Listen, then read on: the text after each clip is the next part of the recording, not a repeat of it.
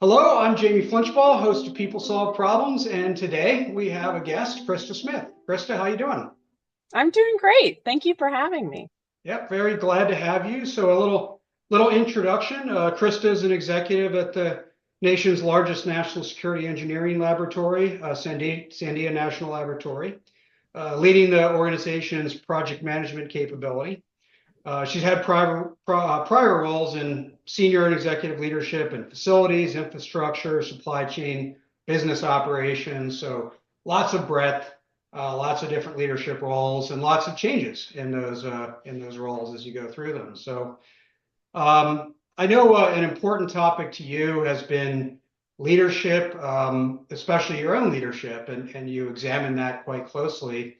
Um, so as we talk about that, how do you think about what you term what you talk about as the inner game of leadership, how you lead through yourself and through the inside out? How do you think about that or define that? So in my younger years of leadership, I recognized there was a lot of plates spinning and I needed some toolbox to make sure that I was taking care of myself when I was confronting all of these different challenges and needing to be able to show up for people. So I really started to research what is it even called? And there's been several times in my life where I didn't have the words for a concept that I was trying to understand. And then learning what the words are and then having that allow me to be able to research it was really helpful. And so sometimes people call what I'm talking about the inner game of leadership. Really, it's this whole consolidation of what is my own self-talk? How am I caring for myself? How do I ready myself for the week? Am I gentle with myself and kind to myself? How do I think about my own failures so that I really can authentically show up? Um, and so I've spent some time exploring that so that I can be more comfortable in the roles that I take on, and it's not as big of a self-sacrifice, Yeah, giving up myself in order to do the roles that I'm yeah, in. I like that a lot, and it's I think it's I'll say fortunate. I don't want to say lucky, but fortunate when we get some of those moments early on in our career because it sort of changes the trajectory. I know I had my own, somebody taught me the premise that it's more important to be effective than right. And, Mm. I just thought intellect was all I needed. And then I realized that how I show up really does matter. And it certainly set me on a different trajectory. I just was fortunate to get that lesson early on. Um, in your journey on the inner game of leadership and how you show up, what's been the hardest lesson, perhaps, that you've had to learn through that journey? I would say being gentle with myself for still not having things figured out that I think I should have figured out. Um, there's this Buddhist concept of the second arrow, and the idea is that something happens and we perceive it as negative, and then we're angry about the negative thing that happened. So we add the second arrow into it. And so I have spent a lot of time, and I've finally realized it in my own self talk, chastising myself for still trying to figure out whatever the thing is that I am dealing with. And so the skill is in very intentionally paying attention to what I'm thinking about it, recognizing it, and recognizing when I am piling on in my own mind, picking out the different elements of the dialogue in my own mind, and then recognizing when I'm piling onto it and not making it better. Um, so a specific example is that in my organization, collaborative approaches to change is what the culture demands. And I tend to want to move out more quickly than the culture is comfortable with. And there's always this push and pull. Um, and so I'll make the same mistake over and over up to where I'll get out in front of the culture or I'll get out in front of what the collaboration demands and then chastise myself for it. And my learning is two things. Don't get out in front of what the culture will allow, and don't chastise myself for making the mistake. It's all right. I am learning also. Like, give myself the same grace that I would give the folks working for me. Yeah. I think a lot of execs, depending on where they are on their own journey, struggle with that at some point. I know I certainly do. And for me, one of the tricks is realizing that, we think we're supposed to know stuff, right? Hey, that's what they pay me for. I'm in the big chair. I'm supposed to know all this stuff. And I think realizing or recognizing that knowledge and information in particular expires faster than milk. Um, Mm. so you can't know everything because it's changing, and then you kind of give yourself a pass. But having that, I'll say, compassion for yourself to say it's okay not to know anything, not to know everything, or to get it wrong is quite hard. For you, in terms of managing that particular aspect, is it more about just getting to the, I'll say, forgiveness faster, or is it finding the triggers that put you off in the wrong direction, or is it a little bit of both? Well, so I would say that it's certainly pattern recognition and changing, learning what my own default approach is, recognizing that as early in the cycle of the approach as I possibly can, to say, aha, I know I've done this before. How might I do it differently? But then also recognizing my own, I love that the nesting diagram of my area of control, my focus of control, my focus of influence, and then my focus of concern. And where am I within that diagram? Recognizing that is critical in whatever the situation is too. So I would say trying to catch it early and then watching my own reaction to it and asking for help. Mm-hmm. Awesome. So the journey of self-improvement and self-leadership improvement, it's all continuous improvement is a form of problem solving, which means we kind of have to know what gap we want to close next, or what improvement we want to make next. How do you go about deciding, where to go, what to go work on, what to go learn more about? Is it waiting for feedback from others that recognize gaps? Is it reflection? Is there a process? Is it just, driving in the morning, your head wanders and says, this is Yeah. interesting? Yeah. Okay. So, I think that there's a baseline set of things that every organization needs. We need a healthy operating system that allows us to prioritize who we are, what are we doing, what are the services we provide, what needs to be broad scale, what needs to be improved within those. Are we assuring ourselves effectively that we're doing those things? Like, how are we doing and how do we know? Like, so the organization, we need that. We need to make sure that we know how we're caring for our people, understand what our communications are internally and externally, and have our own internal quality assurance. And so I'll first, in a new organization, kind of have this mental checklist of, in that broad set of attributes that an organization needs to be successful, like no matter what you're doing, do we have those things? And if we're missing one of those complete areas, then we need to get that piece of the system in place as soon as possible. Of course, there are always signals from the environment around the latest and the loudest and what's causing the most pain or the most risk that we might need to address concurrently with whatever it is and getting that baseline system in place. The other thing that I'll do is that I keep what's called a someday maybe list. It's from the technique Getting Things Done.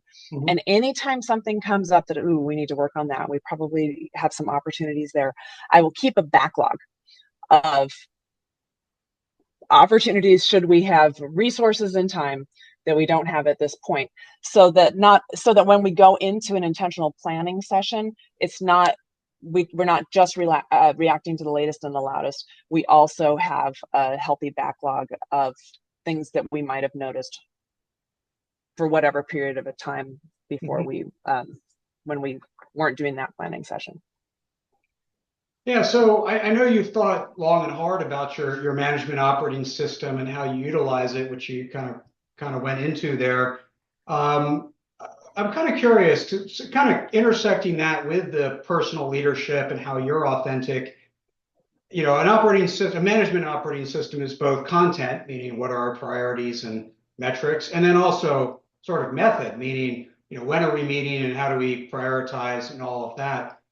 Probably more so on the method side. How much do you build your management operating system around the organization, the culture, the intersection with other groups? And how much do you insert yourself and how you best show up into that management operating system? Mm. I love studying managing energy versus time Hmm. and considering placement of engagements on a calendar when I can show up the way that I want to show up. So certainly I consider that to the extent that I feel like I'm able within the culture. I mean, I'm always trying to align on the practice end, just the practicality of what is our cadence and when are we setting the meetings, of what the ecosystem demands, because so many pieces of my organization system feed other pieces of the organizational system. So I would say at a baseline that helps me to keep stability is create predictability, recognize, even if I can't place everything in my operating system where I would ideally have it, if it's predictable, that makes it easier for me. um, and I think also calms the water for my team if they can have something in their world that's stable and is not just always reactionary. um, so I think it's a delicate balance between, kind of accommodating myself, but then also allowing the different pieces of our operating system to intersect with the other ones in the most elegant way possible, so that we're doing work one time, we're creating content one time and using it many times. Yeah. Well, I think really important thing you said is the importance and value of that stability, right? If we know we can rely on certain anchor points throughout our week that are going to be there, and I know what they're for, I can kind of relax. I don't have to send off a volley of emails if I know tomorrow we'll have a huddle and we can talk about it. But if it's at the wrong time, to your point around energy, it's meetings are often measured in time, not how much we get out of them, not how much impact they have, Yeah, not that's how true. much alignment are created. So I think that energy versus time is an important thing. One of the reasons we choose time is it's very easy to measure. Energy is much harder. So how do you go about even just evaluating? You probably don't measure it, but how do you even go about evaluating the impact on energy both for yourself and your team? Is it just conversation, or are there other signals you start looking for about whether something's working or not from an energy perspective? Well, I feel like I'm always assessing engagement in any kind of a gathering that we have. If we're problem solving, they'll if I am only getting blank stares, then clearly I need to pick up on a signal.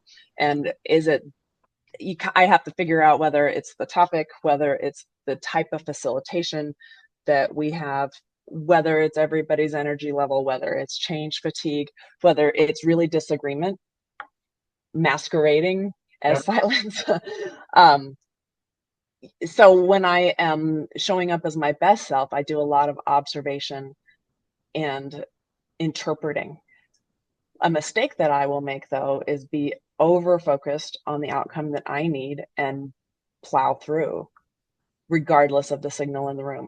Sometimes we have to do that because is time demands it, but the best outcomes never come from that approach. The other thing that I will work to do, so if I can anticipate that energy level will be low or that a topic will be challenging for a team, an example is that we recently had a trust meeting because I recognized that there was going to be a really big challenge between the dynamics of a team that my team needs to work with on a daily basis to be successful. And the leader of that team and and I put together what we called a zombie elephant meeting because we thought that it would be fun to have a provocative title just to Mhm. get people's interest up.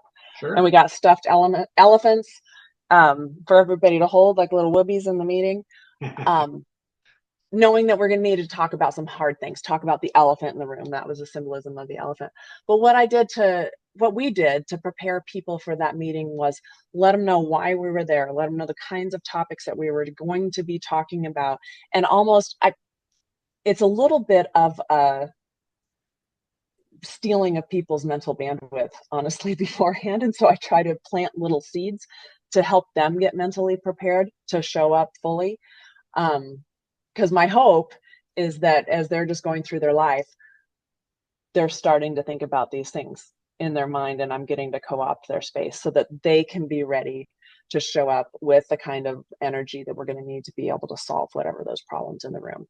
Always make sure that there's food, um, and that the physical elements are covered too. Yeah.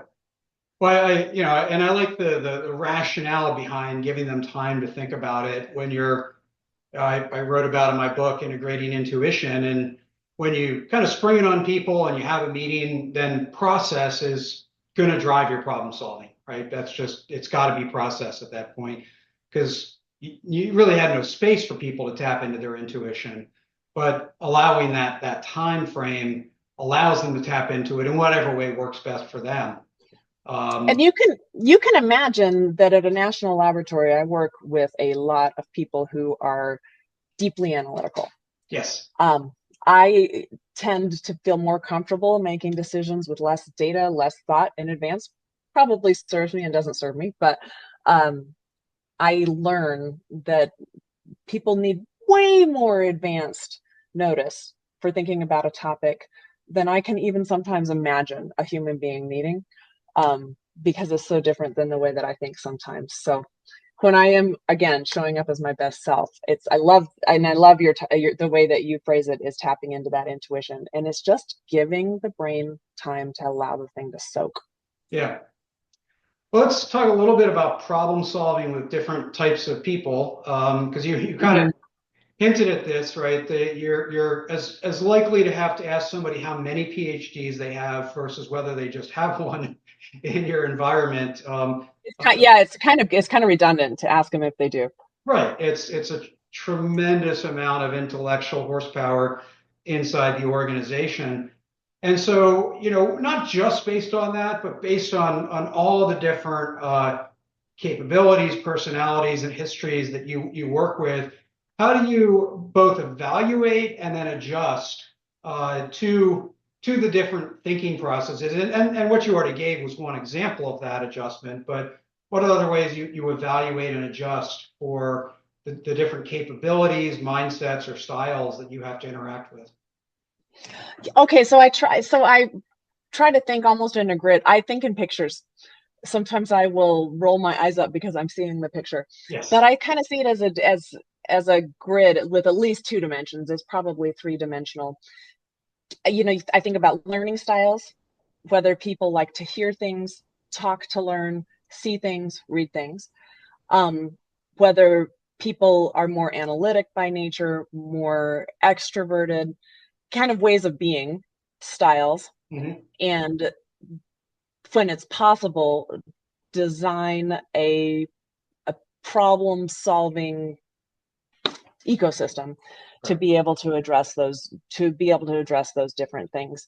If we can have in addressing the different kinds of communication styles, if we can do a pre-read, if we can do the opportunity to listen to something ahead of time for the people that need it, and then have doodle sheets, something tactile that people can work with, then I think that allows for it.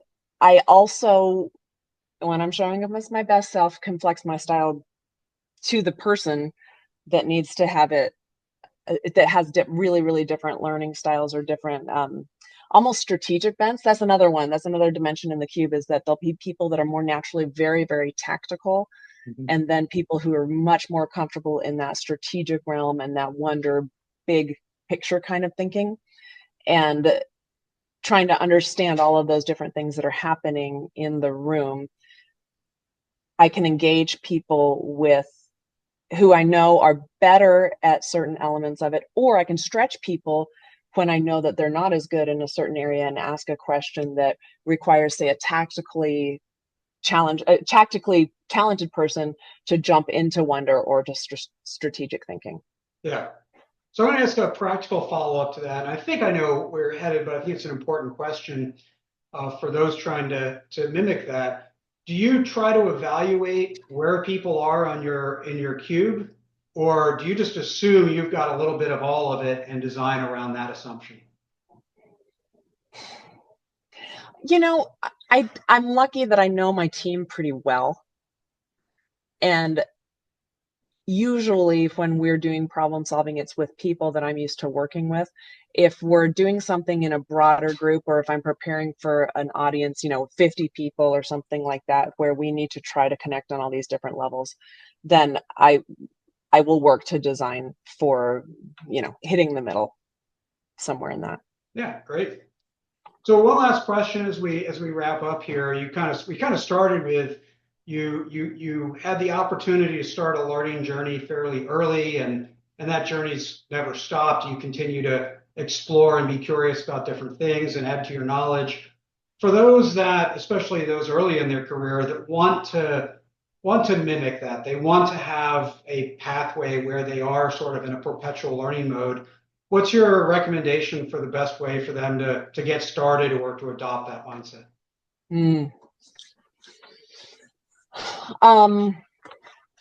I think it's wonderful to start thinking about your own why. As leaders, we need to be able to talk about the why of a change, the why of a direction that we're moving in. I'm not sure if we spend as much time talking about our own why. Like, why are we doing this? Is it for, as I move forward in my leadership journey and just age, what I believed was true about the spoils of accomplishment didn't turn out to be so true, and it really challenged my own why I do what I do. And I have essentially arrived on, because what I mean there in really plain language is that it's not as satisfying to achieve different levels, different outward signs of successes that I thought it would be when I was younger. And when I kind of arrived there, I've learned at least, that there's always another mountain. There's always somebody more successful. I never actually feel like I've achieved enough to be satisfied, be proud, believe that I'm worthy enough. And that has taught me that I need to change my why. Yeah. And that I'm climbing the wrong mountain. Yep. And if I had realized that earlier, I think in my leadership journey, or if somebody had been able to articulate it to me in the way my ears could hear, I think that I would encourage my younger self to think more about the things that deeply matter in the moment. What are the things that you enjoy doing in the moment? Not that are just a means to the end, but that are purposeful just because you're doing them. Yeah. And get more curious about those things and see how I could design my work to include more of those things, because then no matter the outcome, it's meaningful in and of itself. I love that. Couldn't be a better way for us to end on that note. So, Krista, I thank you and for sharing your experience and perspective. And I wish you, your team, and all the wonderful people of Sandia all the best. Thank you.